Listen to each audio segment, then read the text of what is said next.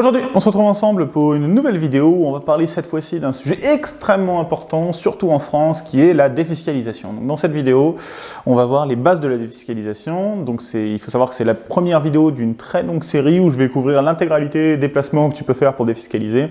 Mais bon, comme pour tout ce qui est un peu technique, il faut une vidéo par produit parce que sinon on ne va pas s'y retrouver, on ne va pas s'en sortir.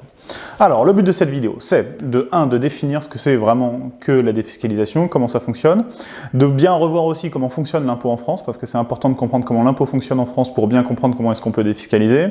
Ensuite, on va voir les trois grands types de défiscalisation qui existent à mon avis. Et enfin, je vais vous donner les grands produits qui vous permettent de défiscaliser, les grands produits et les grandes stratégies qui vous permettent de défiscaliser en France, avec une courte explication de comment ils fonctionnent et un petit peu de quoi il s'agit. Okay, comme d'habitude, tous les chapitres sont dans la description. Vous pouvez cliquer sur la vidéo pour avancer là où ça vous intéresse. Et c'est parti. Alors, dans un premier temps, qu'est-ce que c'est que la défiscalisation? La défiscalisation, c'est l'utilisation stratégique de ton argent pour diminuer, limiter ou carrément effacer ton impôt.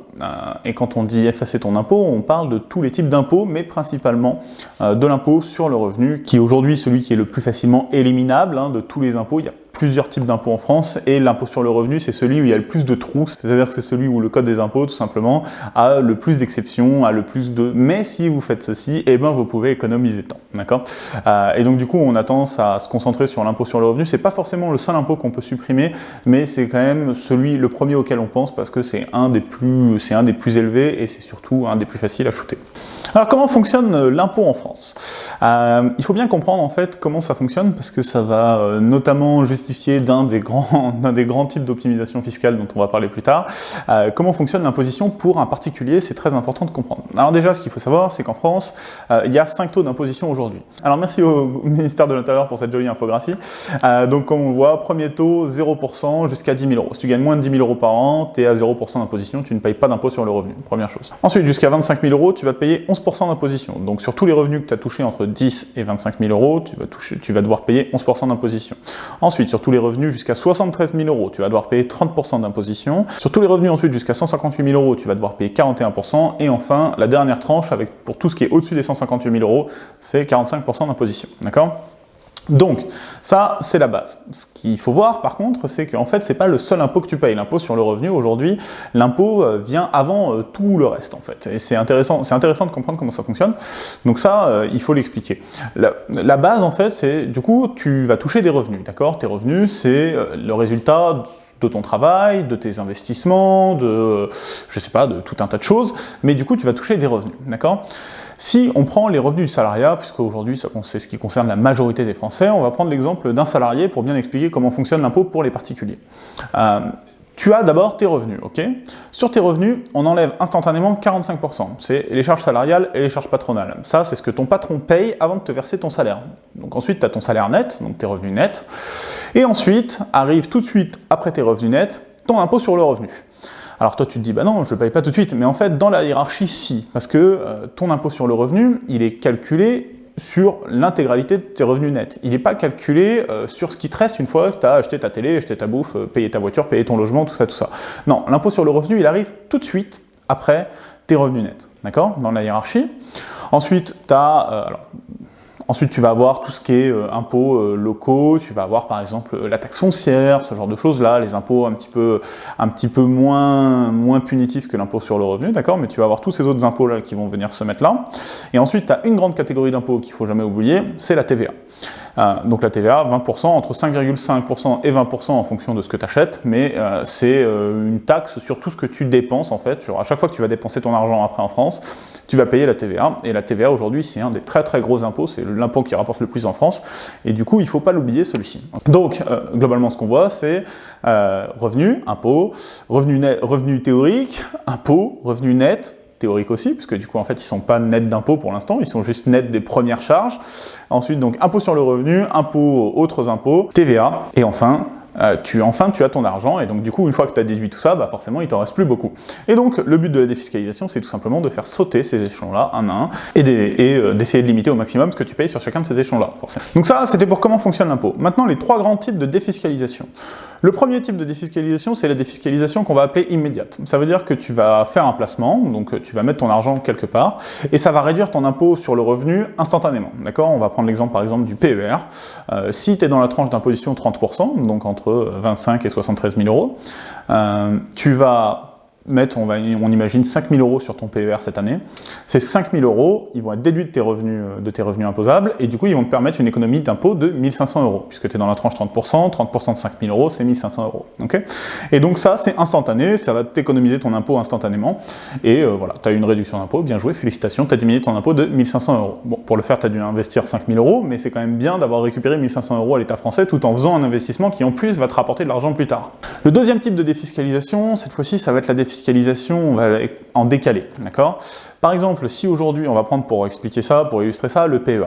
Okay, si tu prends ton PEA, tu vas placer de l'argent aujourd'hui. Cet argent-là, tu as déjà payé des impôts dessus. Techniquement, comme on l'a vu, en fait, cet argent-là, il va venir après ton impôt sur le revenu, après tes charges patronales, tes charges salariales, après tes impôts, c'est de l'argent qui va te rester, que tu vas avoir mis de côté. Et du coup, tu vas le placer sur le PEA. Et en échange, vu que tu as déjà payé un impôt dessus, on va te dire, tout l'argent que tu vas gagner grâce à ce PEA-là, il va pas être fiscalisé à 100%. D'accord? On va te dire, par exemple, au lieu de payer 30% d'impôt sur tes plus-values, tu vas uniquement payer 17,2%. D'accord? Et du coup, là, tu as effectivement réduit ton imposition sur ces sommes-là de 12,8%.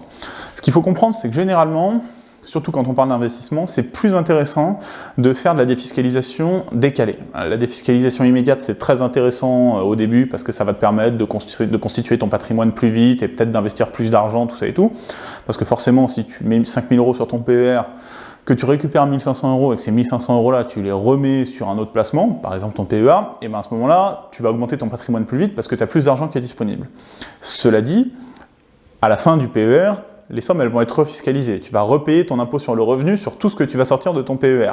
Là où le PEA, tu vas quasiment pas payer d'impôt. 17,2%, c'est un impôt qui est très très faible. Fondamentalement, même pour des pays très libéraux qui sont moins à cheval sur l'impôt que la France, 17,2% d'imposition pour le PEA, c'est très très avantageux. Et donc du coup, c'est ça qu'il faut voir, c'est que des fois, être capable d'attendre une défiscalisation décalée, ça peut potentiellement rapporter de l'argent. Donc le PEA, c'est un exemple, mais je pourrais prendre aussi par exemple l'exemple de ta résidence principale. Ta résidence principale, tu investis de l'argent aujourd'hui dedans, et cet argent-là, tu as déjà payé un impôt dessus.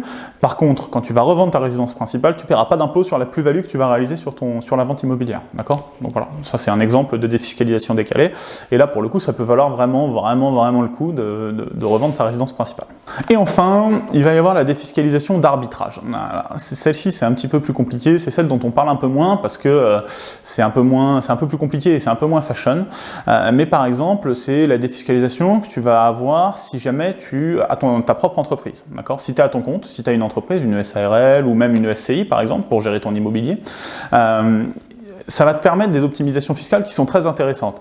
Parce que la structure fiscale d'une SARL ou d'une SAS, enfin d'une société en général, est différente.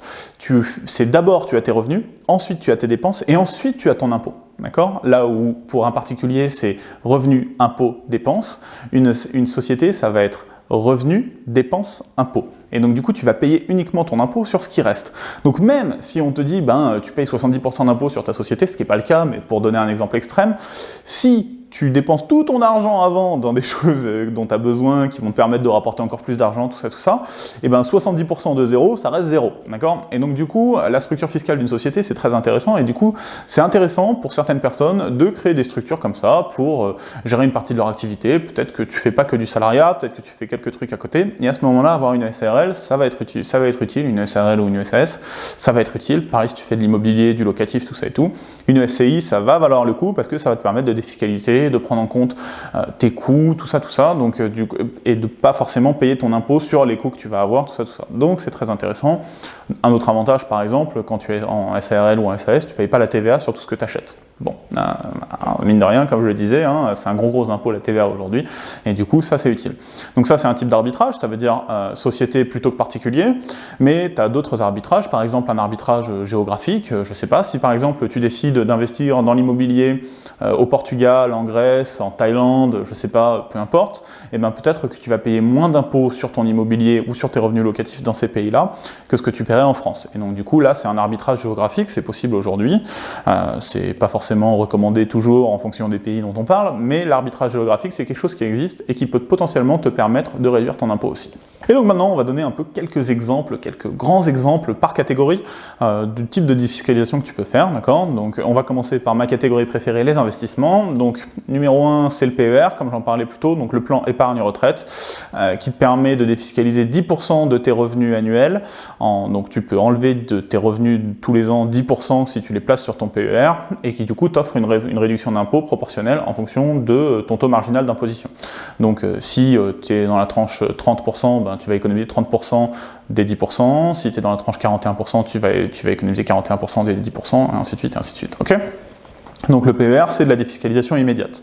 Ensuite, donc on a le PEA, comme je le disais, défiscalisation décalée, où là, au lieu de payer 30% de flat tax sur tes plus-values, tu vas uniquement payer les prélèvements sociaux, 17,2%. Donc là, tu gagnes 12,8% d'imposition, donc très très intéressant, surtout sur les plus-values, parce que si tes investissements te rapportent beaucoup d'argent, tu seras vraiment très très content de faire cette économie de 12,8%. Ensuite, on a l'assurance vie, qui est intéressante pareil, parce que du coup, tu peux défiscaliser tu ne payes pas l'impôt sur le revenu sur les plus-values quand tu restes plus de 8 ans sur ton assurance vie et que tu touches moins de 4 600 € par an de bénéfice. Donc ça c'est pareil, c'est quand même, ça peut être intéressant. Et en plus, tu peux avoir des avantages pour les successions, tout ça et tout. Ça te permet de limiter les impôts de succession. Donc ça c'est pour tes enfants, pour ta descendance, pour les personnes qui vont récupérer une fois que tristement tu ne seras plus là. Mais du coup, voilà, c'est aussi quelque chose qu'il faut penser. Mais donc tout ça c'est de la défiscalisation décalée, mais ça rapporte beaucoup parce que du coup, vu que c'est décalé, ça rapporte plus que la défiscalisation immédiate. Après, on va aussi par exemple avoir les plans d'épargne entreprise qui là vont en général avoir un double avantage. Tu vas avoir une défiscalisation immédiate. Donc ça veut dire que tu vas moins payer d'impôts, tu vas pas payer d'impôts sur les sommes que tu vas mettre sur ton plan d'épargne entreprise. En plus de ça, en général, ton employeur, surtout si tu es dans une grande boîte, va rajouter de l'argent. Cet argent-là, il n'est pas fiscalisé non plus. Et donc du coup, tu vas avoir un double rentrée d'argent à ce moment-là. Donc ça, c'est très intéressant. Après, on a tout ce qui est immobilier. Alors, en immobilier, par exemple, les deux grands que tu vas sûrement entendre parler souvent, c'est la LMNP, donc la location de meublé non professionnel, où là, il faut louer son appartement déjà meublé, et son appartement ou sa maison déjà meublée. Et du coup, si tu fais ça, tu payes pas d'impôt sur le revenu dessus. On a aussi la loi Pinel qui permet des grosses réductions d'impôt sur le revenu. Donc, c'est si tu investis dans le neuf. Le problème de la loi Pinel, c'est qu'en fait, c'est pas très intéressant parce que du coup, tu achètes au prix du neuf, tu revends au prix de l'ancien, et puis en plus maintenant les derniers quartiers, les endroits où sont placés aujourd'hui les projets Pinel sont plus très très intéressants, c'est plus très dynamique, et du coup il faut bien faire attention à la valorisation de ces projets-là. Bon, on rentrera dans le détail dans la vidéo sur Pinel, mais voilà, c'est deux dispositifs qui te permettent de défiscaliser dans l'immobilier. Il y en a d'autres, mais c'est les deux grands, et sinon la SCI, qui du coup va te permettre de faire de l'investissement locatif, sans payer d'impôt dessus, parce que du coup, tu vas pouvoir à chaque fois répercuter, à chaque fois que tu vas faire des travaux, tu vas les enlever de tes résultats nets, et donc du coup, tu vas gagner de l'argent comme ça, en dépensant pas d'impôts. Du coup, tu vas pouvoir faire grandir ton patrimoine, et du coup, à la fin, tu finiras avec un plus gros patrimoine que ce que tu aurais fait si tu avais dû payer tes impôts tous les ans. Ensuite, on va avoir l'investissement dans les PME, par exemple. Tu peux faire entre 25 et 38% d'économie d'impôt sur le revenu si tu investis dans les PME. On va avoir les salariés à domicile, par exemple, qui vont te permettre d'économiser 50% de la somme que tu dépenses sur l'impôt sur le revenu. D'accord ? Donc là, très intéressant, si toi tu as une deuxième activité ou quoi que ce soit, ça peut être intéressant de payer ces gens-là et de faire des économies d'impôt pour du coup te consacrer à tes projets à toi. Ça peut être une manière de l'optimiser. Tu vas aussi avoir l'optimisation familiale, mine de rien, il ne faut pas le négliger. Si tu te maries, au lieu de rester juste en couple, peut-être que tu vas faire des économies d'impôts. Si tu as des enfants, tu vas faire des économies d'impôts. Ça, c'est des choses à connaître aussi, parce que mine de rien, ça rentre en compte la famille dans le plan de vie et dans les finances personnelles, donc il faut y penser.